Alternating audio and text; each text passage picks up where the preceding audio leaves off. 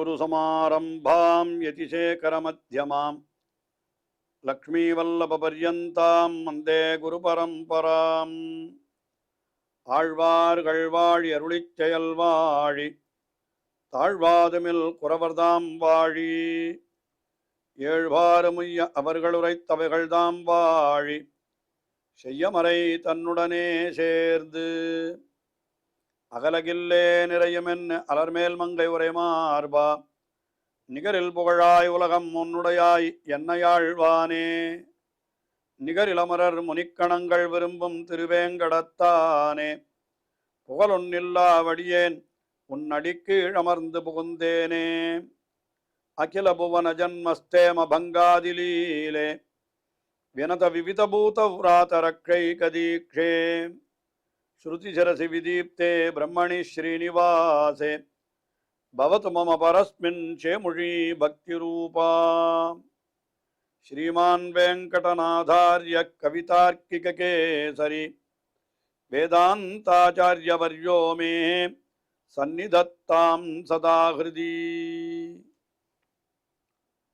ஸ்ரீரங்கநாதனுடைய பாதுகைகளை குறித்து 1000 ஸ்லோகங்களை வேதாந்த தேசிகன் அருளி செய்துள்ளார். அதுதான் பாதுகா சகஸ்திரம் என்று கொண்டாடப்படுகிறது. அதில் ஒவ்வொரு ஸ்லோகத்திலேயும் அந்த பாதுகையினுடைய பெருமையானது மிக விசேஷமாக அருளி செய்யப்படுகிறது. இதில் நாம் இன்னொரு அர்த்தத்தையும் சேர்த்து பார்க்கிறோம். பாதுகை என்னாலே அது எம்பெருமானுடைய பாதுகை ஸ்தானத்தில் இருப்பவர் நம்மாழ்வாராகினாலே அந்த நம்மாழ்வாருடைய பெருமையும் ஒவ்வொரு ஸ்லோகத்திலேயும் தெரிவிக்கப்படுகிறது உள்ளுரை பொருளாக என்று நாம் அப்படி கொள்ளும்படியாகத்தான் இந்த ஸ்தோத்திரமானது அமைந்திருக்கிறது. அதிலே இப்பொழுது முதலிலே நாம் 53வது ஸ்லோகத்தை பார்க்கிறோம். இந்த 53வது ஸ்லோகத்தில் என்ன தெரிவிக்கிறார் என்னால், பாதுகையை வணங்குபவர்களுக்கு அதை வணங்காதவர்களுக்கு கிடைக்கக்கூடிய ஒரு பெருமையை காட்டிலும் அதிகமாக கிடைக்கிறது. என்னதான் இருந்தாலும் பாதுகையை வணங்குபவர்கள் என்பவர்கள் மிக உயரத்தை அடைகிறார்கள். உயரத்தை என்னால் என்ன அர்த்தம்? சிறப்பை அடைகிறார்கள் என்று அந்த அர்த்தத்தை இந்த 53வது ஸ்லோகத்திலே தெரிவிக்கிறார்.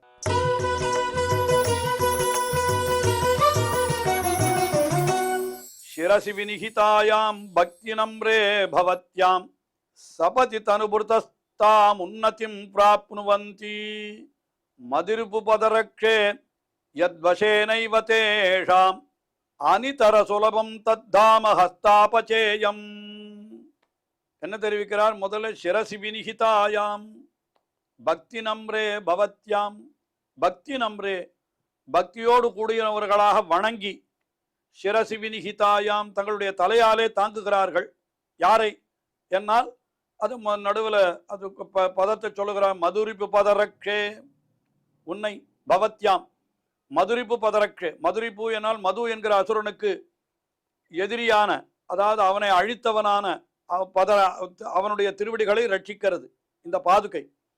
ஆக மதுவென்ற அசுரனுக்கு சத்ருவான பெருமாளுடைய திருவடிகளை காப்பாற்றுகின்ற பாதுகை என்பதுதான் அதனுடைய பொருள். அது மதுரிப்பு பதரக்ஷே. என்ன பண்றது? தனுபிருதாம். தனுபிருதாம் என்னால்னா சரீரம் என்று எடுத்தவர்கள், அது எந்த சரீரமாயிருந்தாலும் சரி. சரீரம் என்னால் எது சரீரம்? இந்த உடலுக்கு சரீரம்னு பேர் எல்லாருக்கும் தெரியும். இது உடல். இந்த உடல்கள் சாஸ்திரங்களிலே 4 விதமான உடல்களாக சொல்லப்பட்டிருக்கிறது. அவரவர் செய்த புண்ணிய பாபங்களுக்கு சேர அவரவர்களுக்கு கிடைக்கக்கூடிய உடல்கள் 4 விதமாக இருக்கிறது. சதுர்விதமான தேகா என்று அது அருளி செய்கிறார் ஆச்சாரிய ஹிருதயத்திலே அழகிமணவாள பெருமாள் நாயனார். அது என்ன 4 விதமான உடல்கள் எவை என்று கேட்டால், முதல்ல தேவா, 2வது மனுஷ்ய, 3வது திரியக்கு, 4வது ஸ்தாவர என்று சொல்லுகிறது. எல்லாமே உடல் தான். அதுக்கு ஒவ்வொன்றுத்துக்கும் உள்ளே ஆத்மா இருக்கிறது. ரொம்ப புண்ணியம் பண்ணியிருந்தா தேவனாகிற உடல் கிடைக்கிறது. அது நிறைய சுகத்தை மட்டுமே அனுபவிப்பதற்கு உண்டான உடல். அது புண்ணிய பாபங்கள் கொஞ்சம் கலந்திருந்தால் மனித உடல் கிடைக்கிறது. அதில் என்னன்னா சுகமும் கிடைக்கிறது, துக்கமும் கிடைக்கிறது. ஆனால் பாபமே அதிகமாக இருந்தால் அதற்கு விலங்குகள், பறவைகள் போன்ற அதுக்கு திரியக்கு என்ற சப்தத்தை சொல்லுகிறார்கள். அப்படிப்பட்ட உடல் கிடைக்கிறது. இன்னும் பாபம் அதிகமாக இருந்தால் சரீரத்தை கொண்டு காரியம் கொள்ள முடியாதபடிக்கு மரம் செடி கொடி என்று சொல்லுகிறோமே, அதெல்லாம் கூட அது உடல் தான், அதுக்குள்ளெல்லாம் ஆத்மா இருக்கிறது. அதனால அப்படிப்பட்ட உடல் கிடைக்கிறது. ஆனால் தனு புருத்தாம் என்று சொன்னாலும் எந்த உடலை படைத்தா இருந்தாலும் அந்த ஸ்ரீஷடகோபனை தரித்து விட்டால் அவைகளுக்கு நிச்சயமாக உயர்ந்த கதி கிடைத்து விடுகிறது.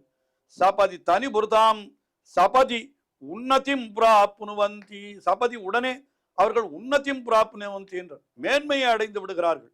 எப்பொழுதோ சிரசி விஹீதாயாம் பக்தி நம்ரே, பக்தியோடு வணங்கி தன்னுடைய தலையாலே அந்த ஸ்ரீஷடகோபனை தாங்கிவிட்டால் அவளுக்கு என்ன கிடைக்கிறதுனா உயர்ந்த ஒரு விஷயம் கிடைக்கிறது. என்ன கிடைக்கிறது என்று கேட்டா, அனிதர சுலபம் தத்தாம ஹஸ்தாபச்சேயம். மற்றவர்களுக்கு கிடைக்காததான உயர்ந்த ஸ்தானம் அது. அது எப்படிப்பட்டதுன்னா அனிதர சுலபம், அதாவது மற்றவர்களுக்கு கிடைக்காதது. தத் தாமா என்கிறார். அந்த தாமனா பரமபதம். அது அது எப்படி கிடைக்கிறதுனா பெருமாளாகிற பரம அந்த ஜோதிஷ் அது எப்படி கிடைக்கிறதுனா ஹஸ்தாபச்சேயம், கைக்கு எட்டியதாய் இருந்து விடுகிறது என்று சொல்லுகிறார். ஆக இதனால இந்த ஸ்லோகத்தில் இப்படி அந்த பாதுகை ஸ்ரீபாதுகையை தலையிலே தரிக்கிறபடியினாலே இவ்வளவு பெருமை, மற்றவர்களுக்கு கிடைக்காத உயர்ந்த பெருமை கிடைக்கிறது என்றார். இது எப்படி நாம் இந்த ஆழ்வாருடைய பட்சத்திலே இந்த ஸ்லோகத்தை அர்த்தம் கொள்ளுகிற பொழுது மதிரிப்பு பதரக்ஷே என்னால் நம்மாழ்வாரையே சொல்லுகிறது. அந்த நம்மாழ்வாரை ஒருத்தன் தலையாலே தாங்குதல் என்னால் என்ன, அவரை கொண்டாடுதல். மதுரகவி ஆழ்வார் அதைத்தானே செய்தார். அவரை கொண்டாடினார். மேவினேன் அவன் பொன்னடி என்று நம்மாழ்வார் பார்த்து மதுரகவி ஆழ்வார் அருளி செய்தார் அல்லவா. அப்படி தாங்கினால் என்ன கிடைக்கும்னா மற்றவர்களுக்கு கிடைக்காத உயர்ந்த ஸ்தானம் இவர்களுக்கு கிடைத்துவிடும். யாருக்கு? இந்த நம்மாழ்வாரை பற்றி இருப்பவர்களுக்கு. உண்மையிலே இதை பற்றி 4000 திவ்ய பிரபந்தத்தில் ஒரு ஐதீகம் கூட சொல்லப்படுகிறது. என்னன்னா, சாதாரணமாக இருக்க லோகத்தில் இருக்கிறவாளெல்லாம் எப்படி மதிப்பு கூட எப்படி ஏற்படுகிறதுன்னு கேட்டால், கீதை போவான் ஒருவன் வந்தால் அவனை வெறும வந்தாயோ போனாயோன்னு கேட்டு அனுப்பிவித்து விடுவார்கள். ஆனால் திருவாய்மொழி கற்றவர் வந்தால் அவரிடத்தில் அவரை வரவழைத்து அவருக்கு அர்க்கபாத்தியங்கள் கொடுத்து அவருடைய திருவடியை விளக்கி ஸ்ரீபாத தீர்த்தத்தையும் தரிப்பார்கள் என்று இப்படியெல்லாம் சில விஷயங்கள் ஸ்ரீ வைஷ்ணவ சம்பிரதாயத்தில் இன்றைக்கும் அனுஷ்டானத்திலே அது பழக்கத்திலே இருக்கக்கூடிய விஷயம் அது. நம்மாழ்வாருடைய திருவாய்மொழியை கற்றவர்கள் மிக உயர்ந்தவர்கள் என்று சொல்லுகிறார்கள். அவர்களுக்கு என்னன்னு கேட்டா, எம்பெருமானுடைய ஸ்தானமான பாரவதம் இருக்கிறதே, அனிதர சுலபம் தத்தாமா, அது எப்படி இருக்கும்? ஹஸ்தாபச்சேயம், கைக்கு எட்டினதாய் இருக்கும். இது எந்த சரீரமாயிருந்தாலும் சரி. அதுதான் ரொம்ப ஆச்சரியம். ஸ்ரீ வைஷ்ணவ சம்பிரதாயத்தில் இன்னைக்கும் கூட போனோமானால் சில இடங்களில் என்ன பண்ணுகிறார்கள் தெரியுமா, மரஞ்செடிகளுக்கெல்லாம் கூட ஸ்ரீஷடகோபன் சாதிப்பது உண்டு. மனிதர்களுக்கு மட்டுமல்ல. நாம் திருவரங்கம் பெரிய கோவிலிலே சென்றோமானால் கஜேந்திர மோட்சத்தை என்ற உற்சவம் நடக்கிறது. அன்னைக்கு அந்த யானைக்கு ஷடகோபன் சாதிப்பார்கள். யானைக்கும் கூட அந்த ஷடகோபன் சாதிக்கிறது என்கிற ஒரு விஷயம் உண்டு. அதே போல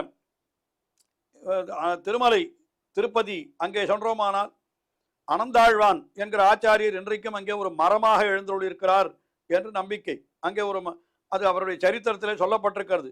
அவர் திருவேங்கடத்தை விட்டு நான் அகலமாட்டேன் என்று சொன்னார். அதனால் அவர் பரமவித்த பிற்பாடு அங்கேயே அவருக்கு சம்ஸ்காரம் நடைபெற்றது. அவர் அங்கேயே ஒரு மரமாக முளைத்தார் என்று.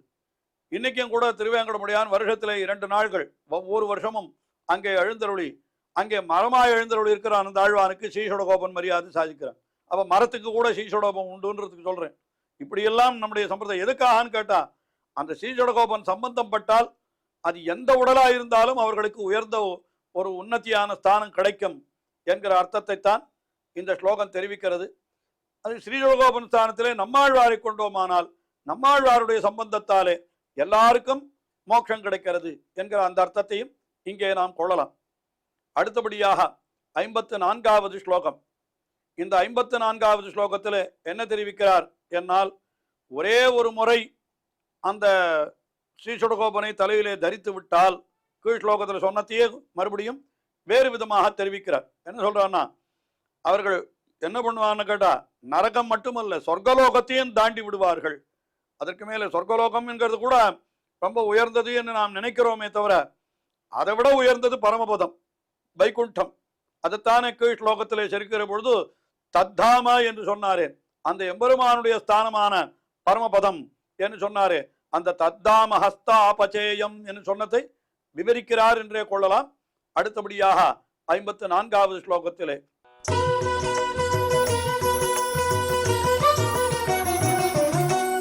சகிருதபி புவனேஸ்மின் ஷார்ங்கிண பாதுகே த்வாம் உபனிஷத் அனுகல்பைஹி உத்தமாங்கைர் ததானாஹ நரகமிவ மகாந்தஹ நாகமுல்லங்கயந்தஹ பரிஷதி நிவிசந்தே பிராக்தனானாம் குருணாம். புவனே, இந்த உலகத்திலே சகிருதபி ஒரே ஒரு முறை அந்த ஷார்ங்கிணஹா பாதுகே, அந்த ஷார்ங்கபாணியான எம்பெருமானுடைய அந்த பாதுகையை துவாம் உத்தமாங்கைஹி ததானாஹா தங்களுடைய தலையிலே தரிக்கிறார்கள். யாராவது ஒருத்தர் தரித்தார்களானால் என்று அப்படி அர்த்தம். ஒரு தடவை தரிச்சா போறோம், பாதுகையை தரிச்சுட்டா போறோம், அவளுக்கு ரொம்ப பெரிய பெருமை கிடைக்கிறதா. அது எப்படிப்பட்டதுன்னா உபனிஷத் உபகல்பைஹி உத்தமாங்கைஹி என்ன, அதாவது உத்தமாங்கம் என்னால் தலை இல்லையா, சிரஸ். இந்த உபனிஷத்துக்கு என்ன பேருன்னு கேட்டா வேதத்தினுடைய சிரஸ்ன்னு பேரு, வேதத்தினுடைய தலை என்று உபனிஷத்துக்களை சொல்லுகிறோம். ஏன்னா உபனிஷத்துக்களுடைய கடைசியில் இருக்க வேதங்களுடைய கடைசியில் இருக்கிற பாகம் உபனிஷத்துக்களாகினாலே உபனிஷத்தை வேத சிரஸ் என்று சொல்லுகிறோம். அப்போ உபனிஷத்தோடு சமமாக இருக்கக்கூடியது நம்முடைய தலை என்று அர்த்தம். அதாவது உபனிஷத்து வேதத்தினுடைய தலை, நம்முடைய தலை என்கிறது சரீரத்துக்கு தலை. அதனால தலை என்கிறது உபனிஷத்துக்கு சமம் என்பது போல வைத்து அப்படி உபனிஷத்து அனுகல்பைஹி உபனிஷத்தோடு சமமாக சொல்லக்கூடியதாக இருக்கக்கூடிய தங்களுடைய தலையாலே ததானாக சகிருதபி ததானாக ஒரே ஒரு முறை அந்த பாதுகையை தலையிலே தரித்தால் போரும். அப்படி தரித்து விட்டால், அப்படி ததானாக மகாந்தா, அப்படி தரிக்கிற மகான்கள் எல்லாம் என்ன ஆகிறார்கள் என்று கேட்டால் நரகமிவ நாகமுல்லங்கயந்தா, நரகத்தை எப்படி வெறுத்து ஒதுக்குகிறார்களோ அதுபோல நாகலோகம் என்று சொல்லப்படுகின்ற சொர்க்கலோகத்தையும் வெறுத்து ஒதுக்குவார்கள்.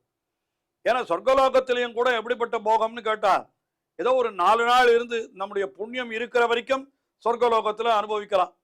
புண்ணியம் தீர்ந்து போயிடுத்தோம்னா அடுத்த நிமிஷம் சொர்க்கலோகத்துல இருந்து கழுத்தை பிடிச்சு கீழே தள்ளிடுவோம். அதுதான் வழக்கம், வேடிக்கையா சொல்லுவது உண்டு. எல்லாரும் சொர்க்கலோகத்துல விமானத்துல பறந்துட்டு இருப்பாளாம். நல்லா ஆனந்தமா எல்லாரோடையும் 10 அப்சரசுகள் கூட இருக்கா, இவனும் போயிட்டு இருக்கான், எல்லாம் வேடிக்கையெல்லாம் பார்த்துட்டு ஆனந்தமா போயிட்டு இருக்கா. இவன் ஒத்தந்தான் போறானா, எத்தனையோ விமானங்கள் பறக்கிறது அந்த இடத்துல. பெருமை ரசமாக சொல்லுகிற விஷயம் இது. அப்படியே பார்த்துட்டே இருக்கிற பொழுது திடீர்னு ஒரு விமானத்திலேருந்து ஒருத்தனை கழுத்தை பிடிச்சி கீழே தள்ளினாலாம். இவன் இந்த விமானத்தில் இருக்கிறவனுக்கு என்ன திடீர்னு அவனை கழுத்தை பிடிச்சி தள்ளிவிட்டாளே, என்ன சமாச்சாரம் அப்படின்னு கேட்டான். அவனுடைய புண்ணியம் அந்த நிமிஷத்தோடு முடிஞ்சு போயிடுத்து, அதனால அவனை கழுத்தை பிடிச்சி தள்ளிவிட்டான்னு சொன்னாலாம். ஐயோ அப்படியா, அப்ப எனக்கு எப்படின்னா உனக்கும் அப்படிதான், புண்ணியம் முடிஞ்சதுன்னா கழுத்தை பிடிச்சி தான் தள்ளிடுவோன்னா. அதுக்கப்புறம் இவனுக்கு என்ன ஆனந்தம் இருக்காங்க, ஐயோ எப்போ தள்ளுவாளோன்னு நினைச்சிருப்பானா, அப்படி நினைக்க மாட்டான். நாம கூட தான் லோகத்துல எத்தனையோ பேர் கண் முன்னாலே இருக்கிறவர்கள் போய் கொண்டே இருப்பதை நாம் பார்க்கிறோம். 5 வயதுல 50 வயதுல 60 வயதுல போகிறவர்களை பார்க்கிறோம். நமக்கு அதுதான் தெரிஞ்சாலும் இருக்கிற வரைக்கும் நன்னா அனுபவிக்கணும்னு எல்லாரும் பண்ணி அதை பத்தி நினைக்காதுதானே இருக்கிறோம். அது போலத்தான் அங்கேயும். அதனால அது நிரந்தரமான அனுபவம் கிடையாது. எப்படி இந்த உலகத்திலே இருப்பது நிரந்தரம் இல்லையோ அது போல சொர்க்கலோகத்தில் இருப்பது நிரந்தரம் இல்லை. புண்ணியம் இருக்கிற வரைக்கும் அனுபவிக்கலாம், புண்ணியம் ஆயிடுத்துன்னா போயிட வேண்டியதுதான். அதனால இதை ஒரு போகமாக நம்முடைய பெரியோர்கள் நினைக்கவே இல்லை. பின்ன எது உயர்ந்த ஸ்தானம்னு கேட்டா அந்த சொர்க்கலோகத்திற்கு மேற்பட்டதா இருக்கக்கூடியதான மோட்சலோகம், ஸ்ரீவைகுண்டம், பரமபதம் என்றெல்லாம் சொல்லப்படுகின்ற தத் தாமா, அந்த விஷ்ணுவனுடைய ஸ்தானம் இருக்கிறதே, அந்த ஸ்தானத்தை தான் நல்ல ஞானிகள் விரும்புகிறார்கள். அதனால அவ என்ன பண்றான்னா ஒரே ஒரு தடவை தன்னுடைய தலையிலே இந்த ஸ்ரீசடகோபனை தரித்து விட்டால் அவர்கள் என்ன பண்ணுவார்கள் என்று கேட்டால் நரகமிவ நாகமுல்லங்கயந்தஹ, நரகத்தை போல நாகலோகம் சொர்க்கத்தையும் கூட அவர்கள் உதறிவிட்டு என்ன பண்ணுவார்கள்னு கேட்டா பிராக்தனானாம் குருணாம் பரிஷதி நிவிசந்தே.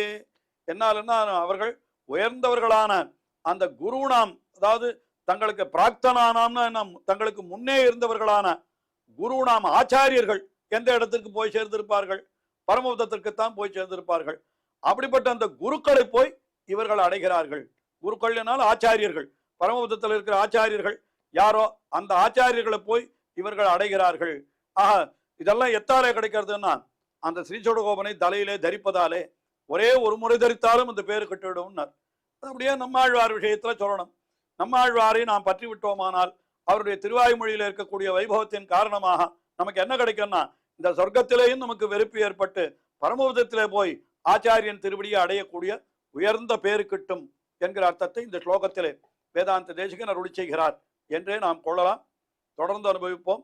ஸ்ரீயக்காந்தாய கல்யாண நிதையே நிதையேர்த்தினாம் ஸ்ரீவேங்கட நிவாசாய ஸ்ரீனிவாசாய மங்களம். ஸ்ரீமத் சுந்தர ஜாமா திருமுனிமான் சவாசினே சர்வலோக நிவாசாய ஸ்ரீனிவாசாய மங்களம்.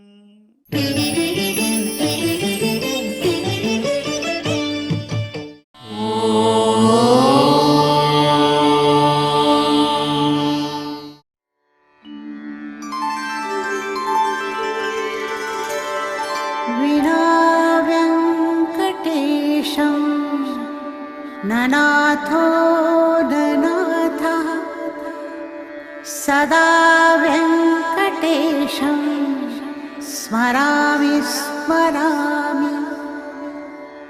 हरे वेङ्कटेश प्रसीद प्रसीद. प्रियं वेङ्कटेश प्रयच्छ